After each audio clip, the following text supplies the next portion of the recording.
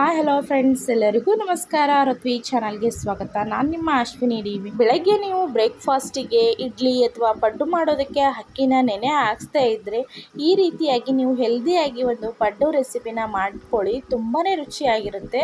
ಇದನ್ನು ಮಾಡೋದು ತುಂಬಾ ಸುಲಭ, ಹಾಗೆ ಮಕ್ಕಳು ಕೂಡ ತುಂಬಾ ಇಷ್ಟಪಟ್ಟು ಕೂಡ ತಿಂತಾರೆ. ಈ ರೀತಿ ಪಡ್ಡು ಮಾಡೋದಕ್ಕೆ ನಾನು ಇವಾಗ ಒಂದು ಪಾತ್ರೆ ತೊಗೊಂಡು ಈ ಪಾತ್ರೆಗೆ 1.5 ಗ್ಲಾಸ್ ಆಗುವಷ್ಟು ರೇಷನ್ ಅಕ್ಕಿನ ತೊಗೊಂಡಿದ್ದೀನಿ. ಮಾಮೂಲಿ ಪಡ್ಡು ದೋಸೆಗೆಲ್ಲ ಬಳಸ್ತೇವಲ್ಲ ಅದೇ ಅಕ್ಕಿನ ತಗೊಳ್ಳಿ.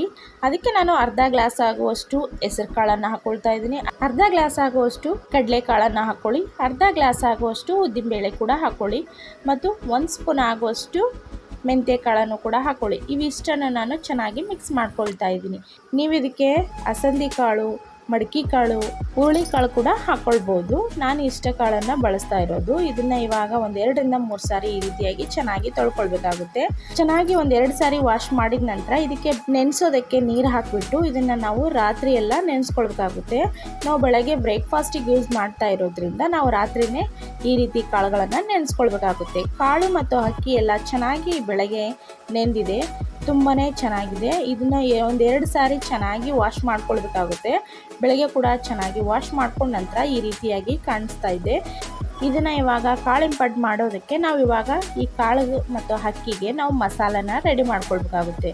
ಇವಾಗ ಇದಕ್ಕೆ ನಾನು ಖಾರವಾಗಿ ಹಸಿಮೆಣಸಿನ್ಕಾಯಿ ತೊಗೊಂಡಿದ್ದೀನಿ. 1-2 ಸ್ಪೂನ್ ಆಗುವಷ್ಟು ಕೊತ್ತಂಬರಿ ಬೀಜ, 2 ಸ್ಪೂನ್ ಆಗುವಷ್ಟು ಜೀರಿಗೆ, 4 ಗಡ್ಡೆ ಆಗುವಷ್ಟು ಬೆಳ್ಳುಳ್ಳಿ, ಒಂದು ಸ್ವಲ್ಪ ಶುಂಠಿನ ತೊಗೊಂಡಿದ್ದೀನಿ. ಇದಕ್ಕೆ ನಾವು ರುಬ್ಬೋದಕ್ಕೆ ಒಂದು ಮಿಕ್ಸಿ ಜಾರ್ ತೊಗೊಂಡು ಇವಾಗ ಸ್ವಲ್ಪ ಅಕ್ಕಿ ಕಾಳುಗಳನ್ನು ಮಿಕ್ಸ್ ಹಾಕ್ಕೊಂಡು ನಂತರ ಈ ಮಸಾಲೆ ಎಲ್ಲ ಹಾಕ್ಕೊಳ್ತಾ ಇದ್ದೀನಿ. ಸ್ವಲ್ಪನೇ ಒಂದೊಂದು ಜಾರಿಗೆ ನಾವು ಈ ರೀತಿಯಾಗಿ ವಡೆಗೆ ನಾವು ಯಾವ ರೀತಿ ಹಾಕ್ತೀವೋ ಕಾಳು ವಡೆಗೆ ಅದೇ ರೀತಿಯಾಗಿ ನಾವು ಮಿಕ್ಸಿ ಮಾಡ್ಕೊಳ್ಬೇಕಾಗುತ್ತೆ. ಇದಕ್ಕೆ ಒಂದು ಅರ್ಧ ಸ್ಪೂನ್ ಆಗುವಷ್ಟು ಅರಿಶಿನ ಪುಡಿ ಮತ್ತು ಸ್ವಲ್ಪ ಉಪ್ಪನ್ನು ಹಾಕಿ ಇವಾಗ ಸ್ವಲ್ಪ ತರಿಯಾಗಿಯೇ ರುಬ್ಕೊಳ್ಳೋಣ. ಸ್ವಲ್ಪ ನೀರನ್ನು ಸೇರಿಸ್ಕೊಂಡು ನಾವು ರುಬ್ಕೊಳ್ಬೇಕಾಗುತ್ತೆ. ಇವಾಗ ರುಬ್ಬಿದ ನಂತರ ನಮಗೆ ಪಡ್ಡಿನ ಬ್ಯಾಟರ್ ಕೂಡ ರೆಡಿಯಾಗಿದೆ. ಇವಾಗ ಮಸಾಲೆ ಎಲ್ಲ ಚೆನ್ನಾಗಿ ಈ ರೀತಿಯಾಗಿ ರುಬ್ಕೊಳ್ಬೇಕು. ಅದೇ ರೀತಿಯಾಗಿ ನಾನು ಇನ್ನೊಂದು ಜಾರನ್ನ ರುಬ್ಕೊಳ್ತಾ ಇದ್ದೀನಿ. ಇಷ್ಟೇ ಮಸಾಲೆನ ನೀವು ಹಾಕ್ಕೊಳ್ಬೇಕಾಗುತ್ತೆ. ಆ ಉಳಿದಿರುವಂತಹ ಮಸಾಲೆ ಎಲ್ಲ ಇನ್ನೊಂದು ಜಾರಿಗೆ ಹಾಕ್ಕೊಂಡು ಈ ರೀತಿಯಾಗಿ ಹಾಕಿಬಿಟ್ಟು ಚೆನ್ನಾಗಿ ಇದಕ್ಕೆ ಸ್ವಲ್ಪನೇ ನೀರು ಸೇರಿಸ್ಕೋಬೋದು ಅಥವಾ ಗಟ್ಟಿ ಪ್ರಮಾಣದಲ್ಲಿದ್ದರೆ ನಡೆಯುತ್ತೆ. ನಂತರ ಇದಕ್ಕೆ ಸ್ವಲ್ಪ ಅಡುಗೆ ಸೋಡಾನ ಹಾಕ್ಕೊಳ್ತಾ ಇದ್ದೀನಿ. ಇನ್ನು ರುಚಿಗೆ ತಕ್ಕಷ್ಟು ಉಪ್ಪನ್ನು ಹಾಕ್ಕೊಳ್ಳಿ. ನಾವು ರುಬ್ಬುವಾಗಲೂ ಸ್ವಲ್ಪ ಉಪ್ಪು ಹಾಕಿರ್ತೀವಿ. ನೀವು ಟೇಸ್ಟ್ ನೋಡಿಬಿಟ್ಟು ಸ್ವಲ್ಪ ನಿಮಗೆ ಗೊತ್ತಾಗುತ್ತೆ, ಅದಕ್ಕೆ ತಕ್ಕನ ಹಾಗೆ ಸ್ವಲ್ಪ ಉಪ್ಪನ್ನು ಹಾಕ್ಕೊಳ್ಳಿ. ಇವಾಗ ನಮಗೆ ಬ್ಯಾಟರ್ ರೆಡಿಯಾಗಿದೆ. ನಂತರ ನಾನಿಲ್ಲಿ ಗ್ಯಾಸ್ ಆನ್ ಮಾಡಿಬಿಟ್ಟು ಪಡ್ಡಿನ ಹಂಚನ್ನು ಒಲೆ ಮೇಲೆ ಇಟ್ಟಿದ್ದೀನಿ. ಇವಾಗ ಇದಕ್ಕೆ ಸ್ವಲ್ಪನೇ ಎಣ್ಣೆನ ಸ್ವಲ್ಪ ಜಾಸ್ತಿ ಪ್ರಮಾಣದಲ್ಲಿ ಹಾಕ್ಕೊಳ್ತಾ ಇದ್ದೀನಿ. ಮೊದಲೇ ಒಳ್ಳು, ಹಾಗಾಗಿ ನಾವು ಮೊದಲಿಗೆ ಸ್ವಲ್ಪ ಎಣ್ಣೆ ಪ್ರಮಾಣ ಜಾಸ್ತಿ ಹಾಕ್ಕೊಳ್ತಾ ಇದ್ದೀನಿ. ನಂತರ ಗಟ್ಟಿಯಾಗಿರುವಂತಹ ಪಡ್ಡಿನ ಬ್ಯಾಟರ್ನ ಸ್ವಲ್ಪನೇ ಈ ರೀತಿಯಾಗಿ ಹಾಕ್ಕೊಳ್ತಾ ಇದ್ದೀನಿ.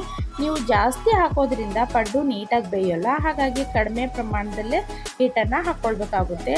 ಇದು ಸೇಮ್ ಟು ಸೇಮ್ ವಡೆ ಥರನೇ ಆಗುತ್ತೆ. ನಾವು ಬಜ್ಜಿ ಅಥವಾ ಕಾಳು ವಡೆ ಅಂತ ಮಾಡ್ತೀವಲ್ಲ ಅದೇ ಥರ ಟೇಸ್ಟ್ ಕೊಡುತ್ತೆ. ತುಂಬಾ ಸೂಪರಾಗಿರುತ್ತೆ. ಮಕ್ಕಳಂತೂ ತುಂಬಾ ಇಷ್ಟಪಟ್ಟು ಕೂಡ ತಿಂತಾರೆ. ನೀವು ಕೂಡ ಮನೇಲಿ ಟ್ರೈ ಮಾಡಿ, ನಿಮಗೂ ಕೂಡ ಇಷ್ಟ ಆಗುತ್ತೆ. ಈ ರೀತಿಯಾಗಿ ಮಸಾಲೆ ಪಡ್ಡು ಅಥವಾ ಕಾಳಿನ ಪಡ್ಡನ್ನ ಮಾಡ್ಕೊಳ್ಳಿ, ತುಂಬಾ ರುಚಿಯಾಗಿರುತ್ತೆ. ಇನ್ನು ಸಮ್ಮರ್ ಏನು ಬಂದಾಯಿತು, ಈ ಪಟ್ಟು ಸಮ್ಮರ್ಗೆ ರಜೆ ಕೊಟ್ಟರೆ ಮಕ್ಕಳಿಗೆ ಏನಾದರೂ ಸ್ಪೆಷಲಾಗಿ ತಿನ್ನಬೇಕು ಅಂತ ಅನಿಸಿದಾಗ ಈ ರೀತಿಯಾಗಿ ನೀವು ಮನೆಯಲ್ಲಿ ವೆರೈಟಿಯಾಗಿ ನೀವು ಅಡುಗೆಗಳನ್ನು ಮಾಡಿಕೊಡೋದ್ರಿಂದ ಅವ್ರಿಗೂ ಕೂಡ ತುಂಬಾ ಖುಷಿ ಆಗುತ್ತೆ ಮತ್ತು ಅಷ್ಟೇ ಹೆಲ್ದಿಯಾಗಿರುವಂತಹ ರೆಸಿಪಿ ಅಂತಲೇ ಹೇಳ್ಬೋದು.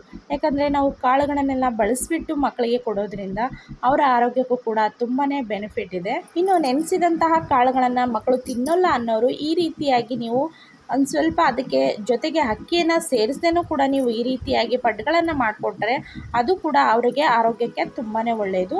ಮಕ್ಕಳು ಕೂಡ ನೆನೆಸಿದಂತಹ ಕಾಳನ್ನು ತಿಂದ ಹಾಗೂ ಆಗುತ್ತೆ ಮತ್ತು ಅವ್ರಿಗೂ ರುಚಿಕರವಾಗಿ ಬಾಯಿ ರುಚಿಗೆ ಈ ರೀತಿಯಾಗಿ ಪಡ್ಡನ್ನು ಮಾಡಿಕೊಡ್ಬೋದು. ಕಾಳಿನ ಪಡ್ಡಿನ ಜೊತೆಗೆ ನಾನು ಇದಕ್ಕೆ ಸ್ವಲ್ಪ ಕೊಬ್ಬರಿ ಚಟ್ನಿಯನ್ನು ಮಾಡ್ತಾಯಿದ್ದೀನಿ. ಬೆಣ್ಣೆ ದೋಸೆಗೆಲ್ಲ ಮಾಡ್ತಾರಲ್ಲ ಆ ರೀತಿ ಕಾಯಿ ಚಟ್ನಿನ ಮಾಡ್ತಾಯಿದ್ದೀನಿ. ಇದಕ್ಕೆ ನಾನು ಅರ್ಧ ಬಟ್ಲಾಗುವಷ್ಟು ಕಾಯಿ ತುರಿನ ಹಾಕ್ಕೊಂಡಿದ್ದೀನಿ, 2 ಏಲಕ್ಕಿ ಕಾಯಿನ ಹಾಕ್ಕೊಂಡಿದ್ದೀನಿ, 4 ಹಸಿಮೆಣಸಿನ್ಕಾಯಿನ ಹಾಕಿಬಿಟ್ಟು ಸ್ವಲ್ಪ ರುಚಿಗೆ ತಕ್ಕಷ್ಟು ಉಪ್ಪನ್ನು ಹಾಕಿ ನಾನಿವಾಗ ಇದನ್ನು ನುಣ್ಣಗೆ ರುಬ್ಕೊಳ್ತಾ ಇದ್ದೀನಿ. ನಾನು ಇದನ್ನು ಒಂದು ಬೌಲ್ಗೆ ಸರ್ವ್ ಮಾಡಿಕೊಂಡು ಕಾಳಿನ ಪಡ್ಡಿನ ಜೊತೆಗೆ ಈ ರೀತಿಯಾಗಿ ತಿಂತಾಯಿದ್ರೆ ತುಂಬಾ ಟೇಸ್ಟ್ ಕೊಡುತ್ತೆ. ಯಾಕಂದರೆ ಈ ರೀತಿಯಾಗಿ ಕಾಳಿನ ಪಡ್ಡಿನ ಜೊತೆಗೆ ನಾನು ನಾವು ಈ ರೀತಿಯಾಗಿ ಪ್ಲೇನ್ ಆಗಿ ಚಟ್ನಿ ಮಾಡ್ಕೊಂಡು ತಿಂತಾ ಇದ್ರೆ ತುಂಬಾ ರುಚಿಯಾಗಿರುತ್ತೆ ಮತ್ತು ಆರೋಗ್ಯಕ್ಕೂ ಕೂಡ ತುಂಬಾ ಒಳ್ಳೆಯದು. ಒಳಗೆಲ್ಲ ಎಷ್ಟು ಸಾಫ್ಟ್ ಆಗಿದೆ, ಮೇಲೆಲ್ಲ ಎಷ್ಟು ಚೆನ್ನಾಗಿ ಕ್ರಿಸ್ಪಿಯಾಗಿ ಬಂದಿದೆ ಅಂತ ನೀವೇ ನೋಡ್ತಾ ಇದ್ದೀರಾ. ನೋಡೋಕ್ಕೂ ಕೂಡ ತುಂಬಾ ಚೆನ್ನಾಗಿದೆ. ಮಕ್ಕಳಂತೂ ಬರೀ ಬಾಯಿಂದನೇ ಈ ರೀತಿ ಪಡ್ಡುಗಳನ್ನು ತಿನ್ನೋಕ್ಕೆ ತುಂಬಾ ಇಷ್ಟಪಡ್ತಾರೆ. ನೀವು ಕೂಡ ಮನೇಲಿ ಟ್ರೈ ಮಾಡ್ತೀರಾ ಅಂತ ತಿಳ್ಕೊಳ್ತೀನಿ. ಯಾವ ತಂದೆಯೇ ಆಗಲಿ ಮಕ್ಕಳು ಹೊಗಳಲಿ ಎಂದು ಯಾವತ್ತೂ ಕಷ್ಟಪಡುವುದಿಲ್ಲ. ತನ್ನ ಮಕ್ಕಳು ಇತರರಿಂದ ಹೊಗಳಿಸಿಕೊಳ್ಳುವಂತೆ ಆಗಲಿ ಎಂದು ಕಷ್ಟಪಡುತ್ತಾರೆ. ಇದೇ ತಂದೆಗಿರುವಂತಹ ಬೆಲೆ ಮತ್ತು ಗೌರವ ಅಂತ ಹೇಳ್ತಾ, ಇನ್ನೂ ಯಾರು ನಮ್ಮ ಚಾನಲನ್ನು ಸಬ್ಸ್ಕ್ರೈಬ್ ಮಾಡ್ಕೊಳ್ಳದೆ ನೋಡ್ತಾ ಇದ್ದೀರೋ ಪ್ಲೀಸ್ ಸಬ್ಸ್ಕ್ರೈಬ್ ಮಾಡ್ಕೊಳ್ಳಿ. ಪಕ್ಕದಲ್ಲಿರುವಂತಹ ಬೆಲ್ ಐಕಾನ್ಗೆ ಕ್ಲಿಕ್ ಮಾಡಿ, ಲೈಕ್ ಮಾಡಿ, ಶೇರ್ ಮಾಡಿ, ಕಮೆಂಟ್ ಮಾಡಿ, ಹೀಗೆ ಸಪೋರ್ಟ್ ಮಾಡ್ತಾ ಇರಿ ಅಂತ ಹೇಳ್ತಾ, ಈ ರೀತಿಯಾಗಿ ಇನ್ಸ್ಟೆಂಟಾಗಿ ಮತ್ತು ಈಸಿಯಾಗಿರುವಂಥ ಹೆಲ್ದಿಯಾಗಿರುವಂಥ ಒಂದು ಬ್ರೇಕ್ಫಾಸ್ಟ್ ರೆಸಿಪಿಯನ್ನು ನೀವು ಈಸಿಯಾಗಿ ಮನೆಯಲ್ಲಿ ಮಾಡಿಕೊಡ್ಬೋದು. ಈ ಥರ ಮಾಡಿದರೆ ಯಾರಿಗೆ ತಾನೇ ಇಷ್ಟ ಆಗಲ್ಲ, ಎಲ್ರಿಗೂ ಕೂಡ ತುಂಬಾ ಇಷ್ಟಪಟ್ಟು ತಿಂತಾರೆ. ಮಕ್ಕಳಿಗೆ ಬ್ರೇಕ್ಫಾಸ್ಟಿಗಾಯಿತು, ಸಂಜೆ ಸ್ನ್ಯಾಕ್ಸ್ಗಾದರೂ ಮಾಡಿಕೊಡ್ಬೋದು. ಇದನ್ನು ನೀವು ಬೆಳಗ್ಗೆ ನೆನೆಸ್ಕೊಂಡು ಸಂಜೆ ಆದರೂ ಮಾಡ್ಕೊಳ್ಬೋದು, ಅಥವಾ ರಾತ್ರಿ ನೆನೆಸ್ಬಿಟ್ಟು ಬೆಳಗ್ಗೆ ಬ್ರೇಕ್ಫಾಸ್ಟಿಗಾದರೂ ಮಾಡ್ಕೊಳ್ಬೋದು. ಈ ಕಾಳಿನ ಪಡ್ಡಿನ ರೆಸಿಪಿ ನಿಮಗೆ ಇಷ್ಟವಾಗಿದೆ ಅಂತ ತಿಳ್ಕೊಳ್ತೀನಿ. ಇಷ್ಟ ಆದರೆ ಪ್ಲೀಸ್ ಲೈಕ್ ಮಾಡಿ, ಸಬ್ಸ್ಕ್ರೈಬ್ ಮಾಡಿ. ಮತ್ತಷ್ಟು ಹೊಸ ರೆಸಿಪಿ ವಿಡಿಯೋಗಳೊಂದಿಗೆ ಮತ್ತೆ ಸಿಗೋಣ. ಅಲ್ಲಿವರೆಗೂ ಧನ್ಯವಾದಗಳು.